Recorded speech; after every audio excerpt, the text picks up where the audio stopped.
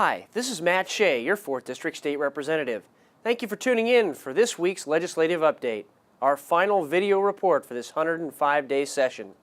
As I record this update, the legislature is heading toward scheduled adjournment on Sunday, April 26th.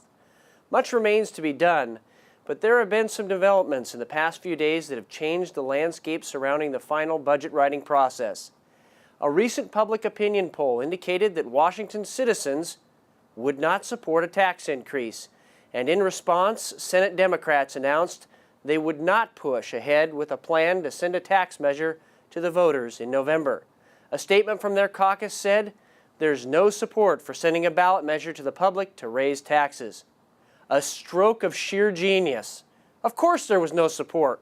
Over 10,000 people statewide protested higher taxes in several Tea Parties across Washington. Taxpayers could not have been clearer. And what was the Democrats' response to the Tea Parties in the House?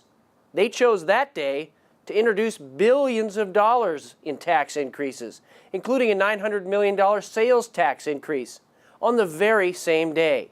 Despite the turnaround in the Senate, and regardless of the clearly stated opinions of Washington citizens, House Democrats are pressing forward with the 3-year sales tax proposal, House Bill 2377, voting it out of committee on April 22nd. The plan is to send it on to the voters. That's right, raising taxes via the ballot box. Democrats are also proposing and passing a myriad of fee increases, including increased car tab fees, cell phone fees, court fees, and even an $8 fee on birth certificates and death certificates. One of the most distasteful tactics employed by Democrats to advance their tax plan is the warning that, quote, people will die unless voters say yes to tax increases. Those are scare tactics, pure and simple. If the Democrats really wanted to prioritize, and they wanted to prioritize budgets, they would not be asking for money when they have $80 million in the Washington State Parks and Recreation Fund to buy more land. Contrary to the overheated rhetoric and doomsday scenario painted by some, it is possible to prioritize state expenditures and balance the budget while still providing vital services.